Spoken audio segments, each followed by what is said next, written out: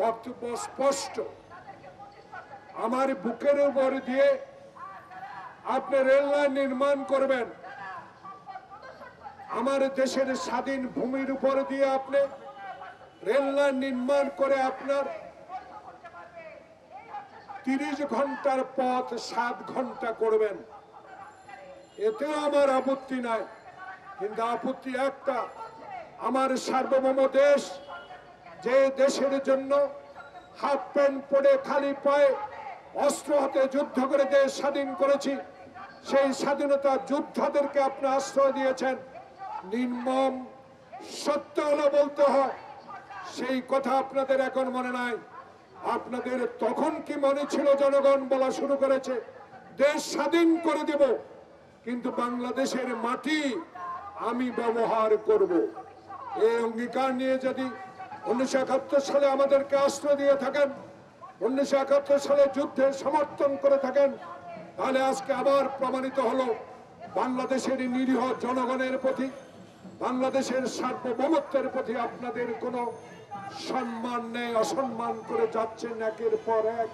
আজকে বছরের পর বছর কারাগারে মৃত্যুর সাথে লড়াই করছেন।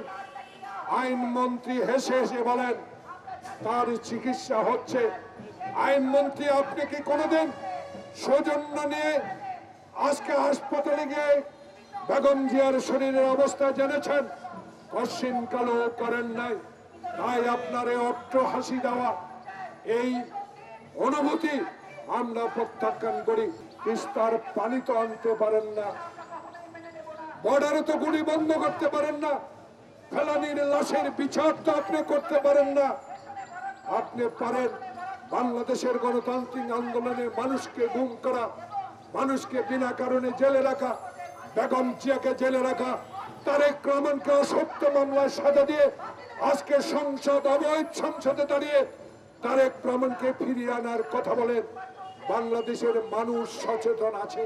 কোথায় আজিজ, কোথায় মতিউর? আবার নতুন করে ফয়সালেরা আবিষ্কার হয়েছে।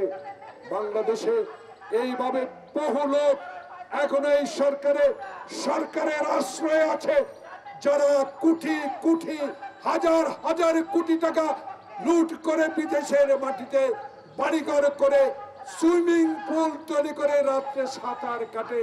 তাদেরকে আপনাকে বের করতে হবে। আগামীকাল হবে মহাসমাবেশ, সেই সমাবেশ থেকেই প্রমাণিত হবে আগামী দিন আন্দোলন কর্মসূচি। আমি যুগ্ম মহাসচিবকে অনুরোধ জানাবো, এমন কর্মসূচি দেন যেই কর্মসূচির মাধ্যমে ভারতীয় এই অগ্রাসনের বিরুদ্ধে জনগণ যেভাবে আপনাদেরকে সমর্থন করে যাচ্ছে, বাংলাদেশের ইতিহাসে 7 জানুয়ারি এই অবৈধ উপজেলা নির্বাচনে জনগণ যেভাবে বিএনপিকে সমর্থন করেছে, এইভাবে সমর্থিত কর্মসূচি দিন।